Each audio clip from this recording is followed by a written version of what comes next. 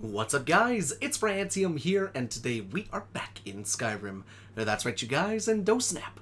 It's gonna be an awesome freaking day. So, guys, welcome back, and happy Thursday. So, today you find me in the basement of the Riverwood Cliff House taking a look at the Wolven Armor standalone armor set. So, that's exactly what we're taking a look at with both of these wolfy boys right here, but how exactly do you come across these lovely armors? Well, I'll tell you one thing. It's actually the same armor, just a different cuirass.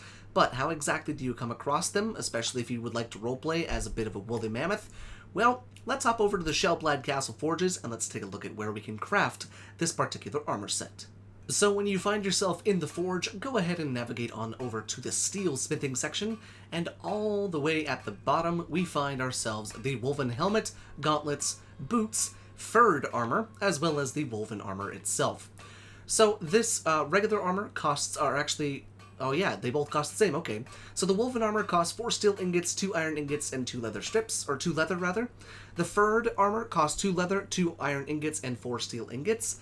The boots cost 2 steel ingots, 1 iron ingot, and 1 leather strip. The gauntlets require 2 steel ingots, 1 leather strip, and 1 iron ingot. And finally, the helmet requires 2 steel ingots and 1 iron ingot. Now, I do believe we'll probably be able to go ahead and temper this stuff because it is craftable at the forge. So let's come on over to the workbench and take a look. And yes, indeed, we can temper it. So with the Wolven armor going from 37 to 58, the furred armor going from 37 to 58, the boots going from 15 to 26, with the gauntlets doing the same, and the helmet going from 20 to 30. Kind of a nice increase, honestly. But let's go and hop on back over to the Riverwood Cliff House and take a look at these armors up close and personal. So we're back here in the basement, and we can see our 2 lovely mannequins are still donning the Wolven armor. So we'll start left to right. So the main difference within the 2 armors is the fact that you've got yourself a more metal than fur, and more fur than metal on this one. That is what I'm kind of getting at.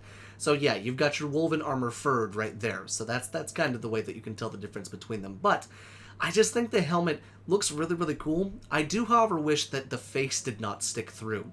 If it was blacked out and didn't have, or you had like a little mask over it or something like that, it might honestly look cooler, because I think when the face is seen through helmets, kind of takes away from the actual helmet itself. Granted, I mean, you gotta be able to see somehow, right? But still, I think in the fantasy realm, I think it would be cool to have a full kind of closed face helmet, or at least have an option to like maybe close the mouth and see through the nostrils. I think that would be kind of funny. But the armor itself, very high resolution, very high textures. I like the way that they look.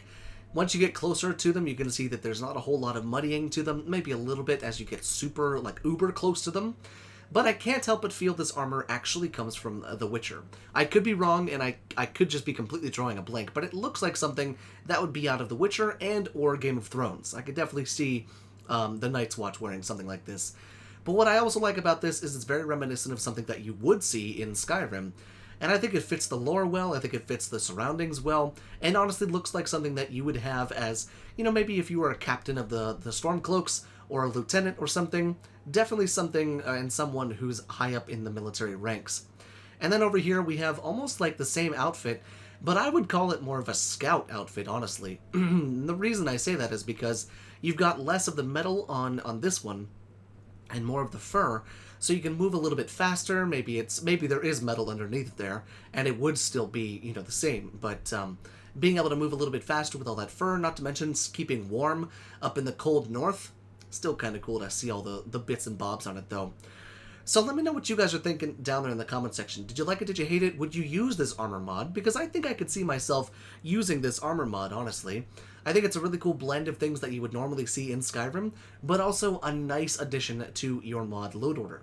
So let me know down there in the comment section. But until next time, thank you so much for watching, and I will see you in the next showcase.